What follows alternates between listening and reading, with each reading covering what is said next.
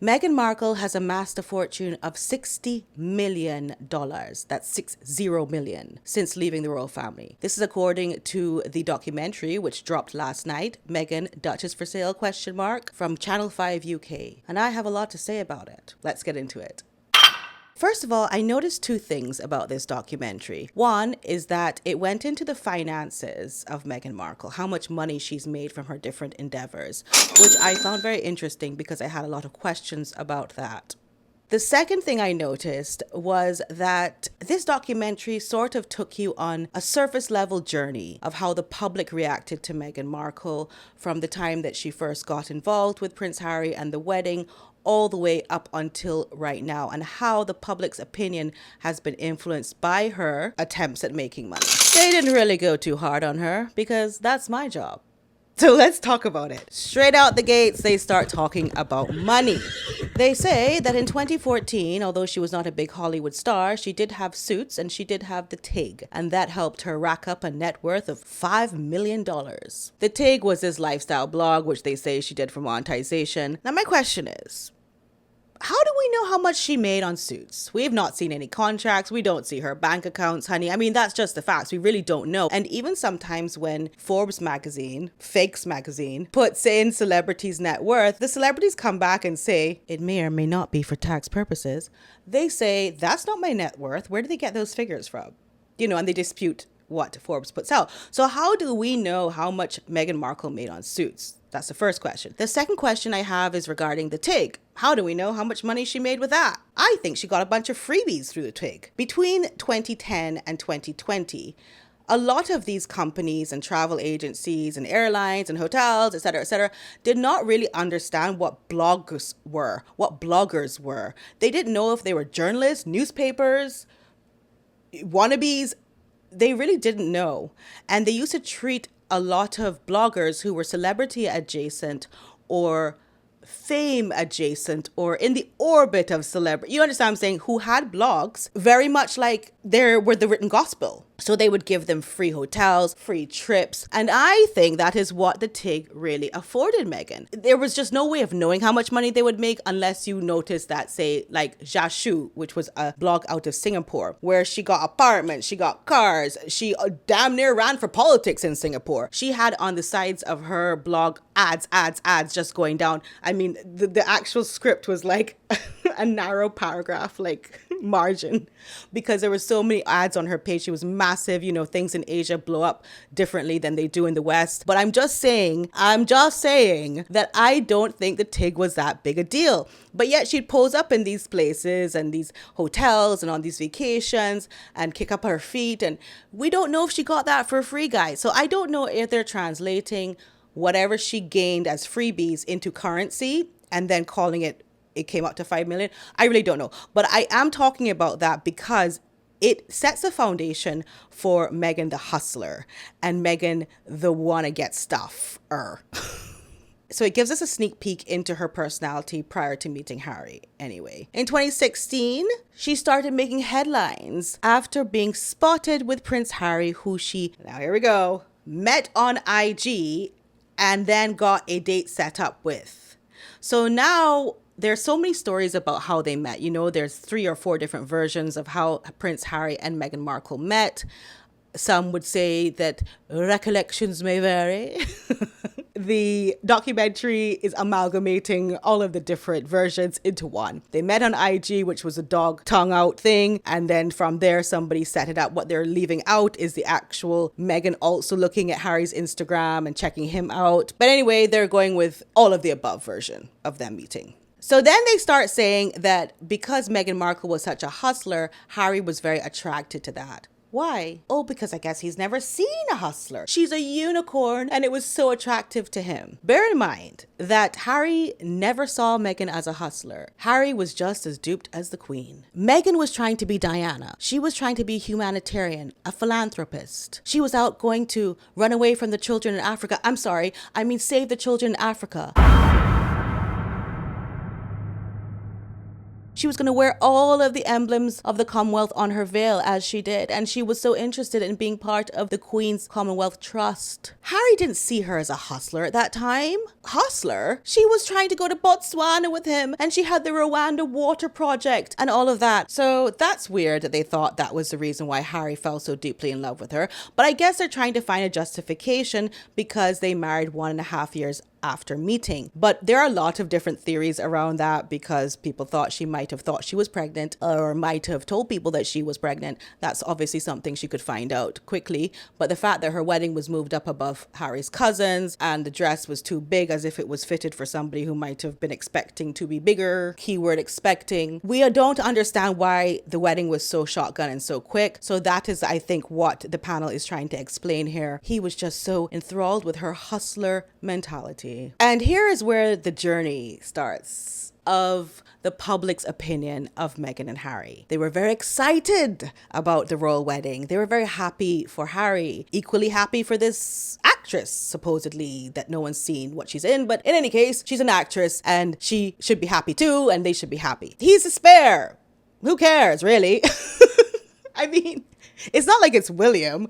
And I think that's why they didn't really vet her properly, because probably the royal family was like, at least he doesn't have to be the third wheel for William and Catherine anymore. Let this woman take him off of everyone's hands and let them hang out together in like the Commonwealth in Africa and do stuff like that. And because she seemed so keen to do that, it was like, okay, just get on with it. They were the Fab Four. I'm sure that Piers Morgan regrets these words more than anything anyone's ever regretted in life. Piers Morgan's soundbite, "She's becoming a royal rock star," refers to comments he made about Meghan Markle following her engagement to Prince Harry. He used this phrase to describe the intense public interest and excitement surrounding her. Everything was fine and everyone was very happy for them, and that's important for us to remember and reiterate all the time, because she's going to say later in life that everyone in the UK hated her, which is just not true. Once they were in this Fab Four situation and beloved by everyone, things started to sour for Meghan Markle, because she realized the limitations that she had now that she was in the royal family. Maybe it had to do with money, because she couldn't monetize. The TIG was taken from her. Regardless of the TIG, Meghan Markle promised to be a different person. She was not supposed to be an influencer and a hoskater. She was supposed to do the Commonwealth Trust, and she was supposed to work alongside William and Catherine in charity work. The fact that things soured and she struggled was because she did not, or she was not willing to deliver, and did not deliver on those promises. In 2020, they announced on IG that they were stepping back from royal duties. This was a blindsiding of the Queen. The Queen had to quickly organize the Sandringham Summit as an emergency meeting to organize the terms of this stepping back. Prince Harry and Meghan Markle asked for half in, half out, and the Queen said, "How about no? Is no okay for you today?"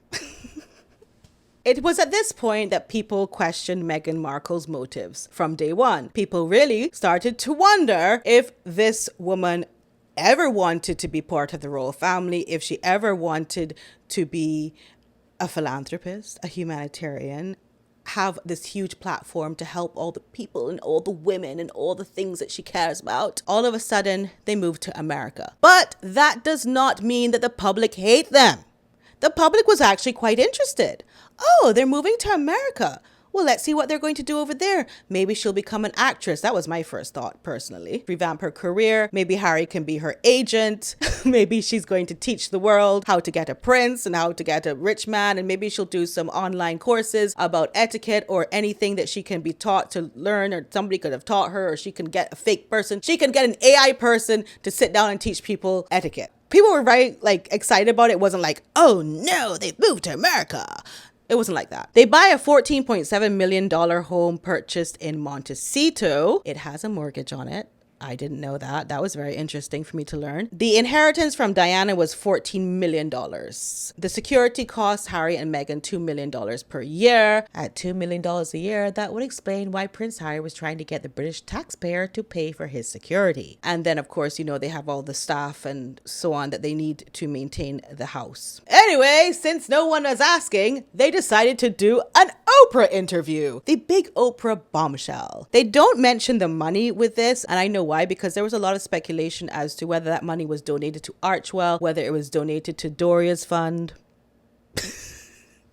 I know they don't mention it here because it's very tricky to pinpoint it to Meghan Markle getting that money. The Oprah interview served to let everyone know that Meghan, and I'm just saying Meghan, but you can call it Meghan and Harry, you can call it the Sussexes, you can call it the Harkles, you can call it whatever you want, but I'll just say Meghan for ease.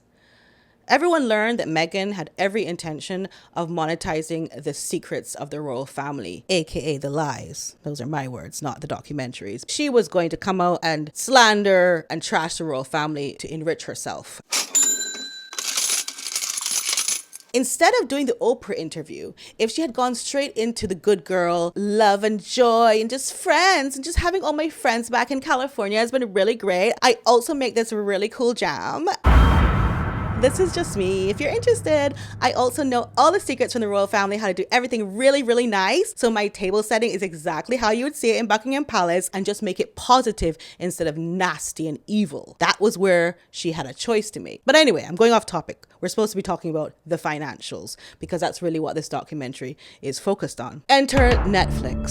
$75 million to $100 million was a huge risk for Netflix, they were saying, which they are still trying to make good on, is what I'm saying, because as we will talk about, a lot of things have flopped. No? Yes? Tell me what you think. Harry and Meghan's documentary, which was a 6-part series, was talking about the unhappiness within the royal family. 81 million view hours, which was history-making success. Although people watched it, I guess, for shock value, one of the criticisms of the documentary was that it took itself too seriously. It was just a lot of complaining, and when it wasn't complaining about their life in the royal family, it was a lot of sycophantic friends talking about how amazing they are. No one can forget the cringiest of the cringe, Tyler Perry, who, by the way, is a very big embarrassment at the moment.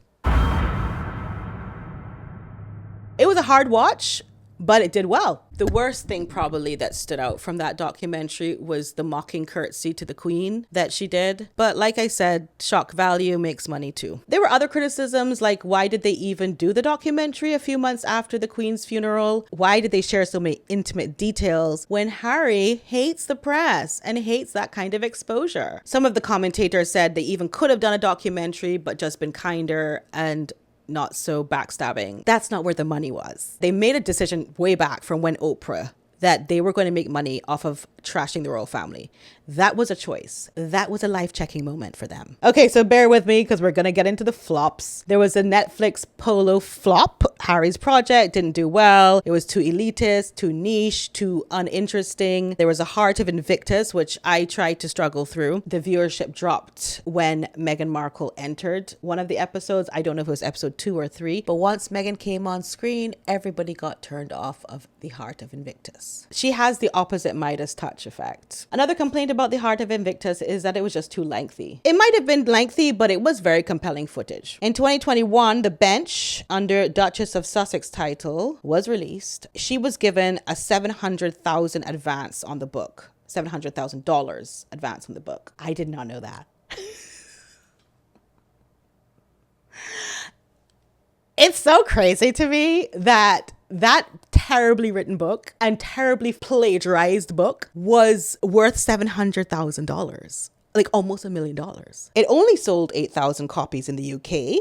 What? Bro, what are you talking about, man? There are mixed reviews, but what the financial contributor explains is that she gets all of that $700,000 even if the profits of the book does not match the $700,000. It's not like she has to give back to the publisher whatever she didn't make. She keeps $700,000. It's a risk that the publishing company takes. The financial contributor, by the way, is this guy called Peter Komolafe. I really like him. He really did break it down very well, the finances. He did an Instagram post because he was so excited that he was flying out for this project. This is him getting on the plane.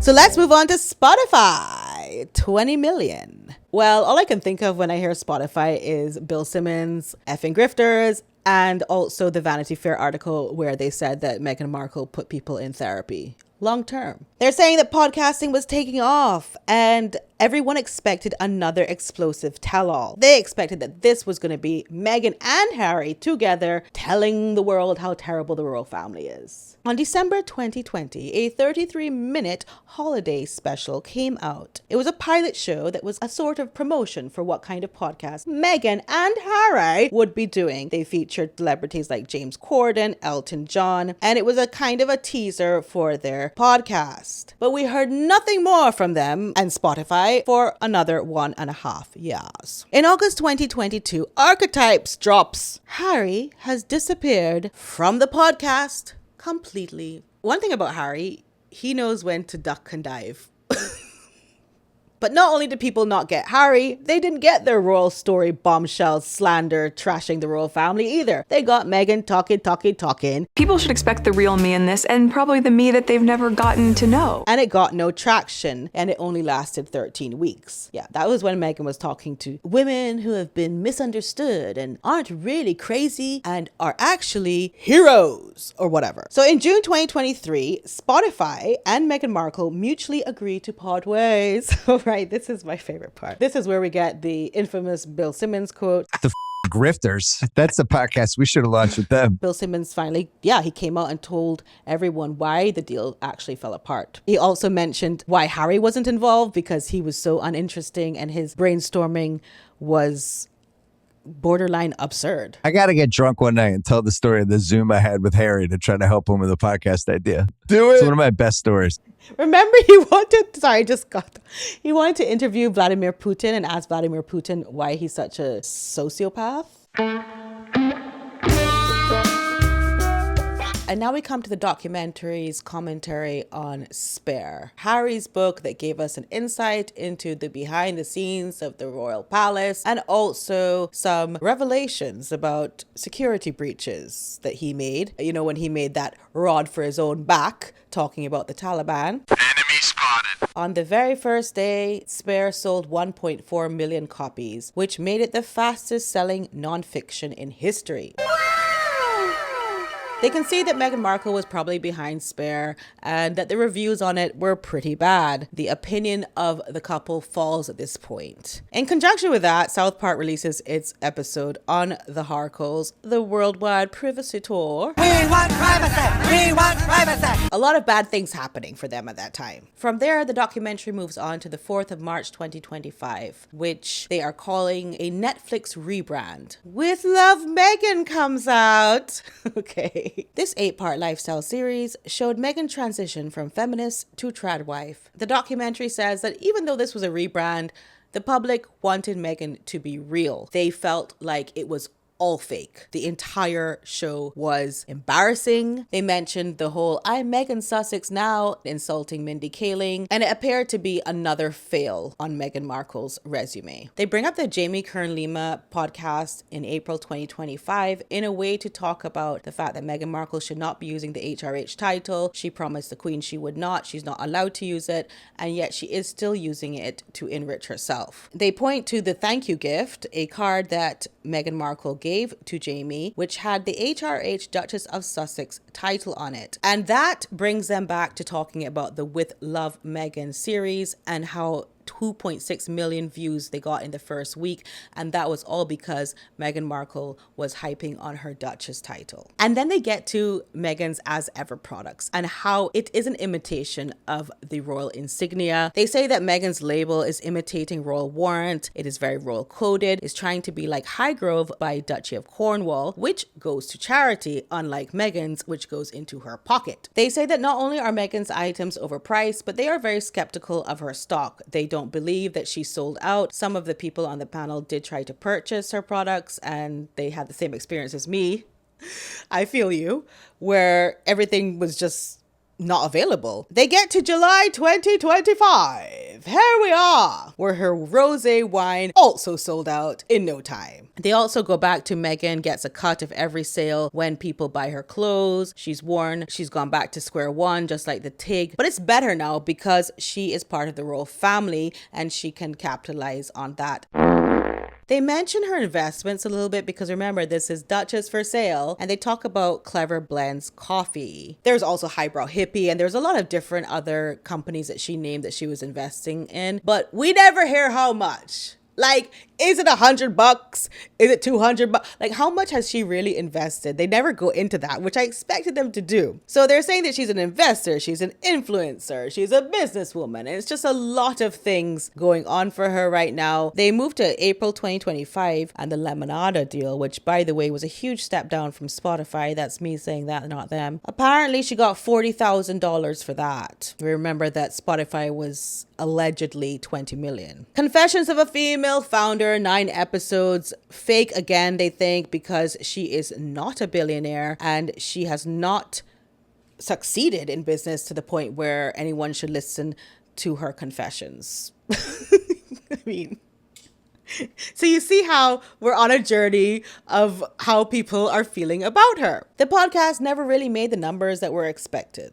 Who expected those numbers? I want to know. It turns out that Meghan Markle is just unlikable, which is what I've been trying to say the whole time. And the only thing that we can really do is comedic relief. If she's pushing herself out in the public so much, public facing, selling us stuff, trying to make us like her, the only thing we can do is find comedic gold in it. And there is a lot to find. She's very awkward. She's very strange in her stalker behavior, trying to be all kinds of different people. She's trying to be Pamela Anderson, but she's trying to be Martha Stewart. She's trying to be Oprah.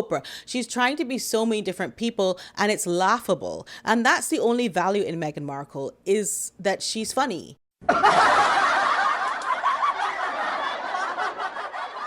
I don't think Meghan can continue to capitalize on inauthenticity. Bruh. They mentioned that the Netflix deal is up this autumn 2025, and what is going to be next for Meghan Markle? Well, is she going to reveal more family secrets?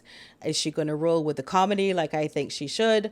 Or how is she going to make money anymore? Anyway, before I close this off, I wanted to read you some opinions about this documentary. We had an article that came out by The Express saying Meghan Markle torn apart by fuming Channel 5 viewers over the new doc selling her title. They vowed not to watch, as royal expert and Daily Mail editor Richard Eden revealed he would be taking part in the series. He penned, "If you're in the UK, don't miss Meghan, Duchess for Sale on Channel 5. I am one of the contributors." The post got a mixed response from viewers, as some said they would be tuning in, while others vowed to keep off the channel while Meghan was on air. One person said, "We appreciate your suffering, but will respectfully decline. It's a holiday weekend. Some of us have full lives that don't involve manufactured drama." As another said, "I'll pass, thanks." And a third agreed, "No thanks, not interested." But one person said, "I wish I could see this in the USA." As another said, "This is all so sad, selling a title for $1, euro, pound, so sad. I do wish His Majesty King Charles III could put a stop to the injury perpetuated on the rest of the family." I would say that the documentary was very well made. It did not seem like manufactured drama at all. If you compare it to Harry and Meghan's documentary with Netflix, I know it's a low bar. It definitely wasn't dramatic at all. If I was on there now, it would have been a different story. This ex-tweeter said, "Anyone else watch Duchess for Sale with an opportunity to stare into the eyes of the whole herd of elephants in the room? Channel 5 chose to deliver a highly sanitized, watered-down version of the facts. Disappointing on every level, but not melodramatic or overly dramatic." Savannah said, "Even Eden said things he's never said before. It was BS, saying how brilliant she is as a seller and attracting people who want to copy her. None of that is true, and none of them could have given an example. It was completely ridiculous. A PR for the woman who is not even able to make jam." Observer 88 totally agrees. Some of the commentators had clearly only a surface view of Markle. It's a lot to break down for just 90 minutes episode. I hope they do a second episode and then we can look at that as well. Thank you all so much for looking at me and watching my recap of the Duchess for Sale ?